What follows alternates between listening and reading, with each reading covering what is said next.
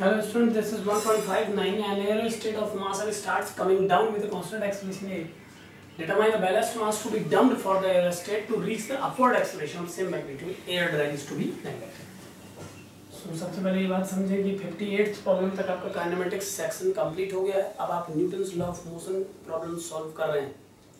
तो ये उसका पहला प्रॉब्लम है. एक एरोस्टेट का मास m है, तो उसका वेट डाउनवर्ड डायरेक्शन में एक्ट करेगा mg और reaction given by the atmosphere is r to it.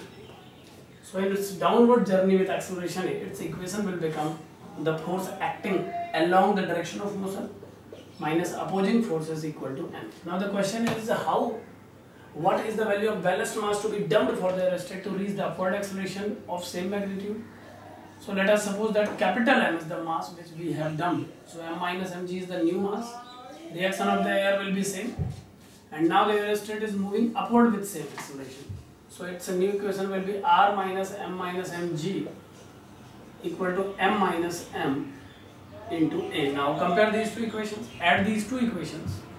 You will get mg minus r and plus r are cancelled. mg minus mg equal to m plus small m minus capital M into a. On adding these two equations, r and r are cancelled. It is mg minus mg equal to m plus m minus ma. So on solving this, we will get mg equal to 2m minus m into a. So capital Mg equal to 2 small m a minus capital Ma. And if we take ma in this side, we will get mg plus a equal to small 2m. Implies that total mass needed to remove from the aerostat is 2ma upon g plus a. It is 2ma upon g plus a. So this much mass we have to remove from the ballast. अगर हम 2ma by g plus a mass remove कर दें तो जो ballast अभी तक acceleration से नीचे आ रहा है वो a acceleration से upward direction में travel करेगा. Thank you.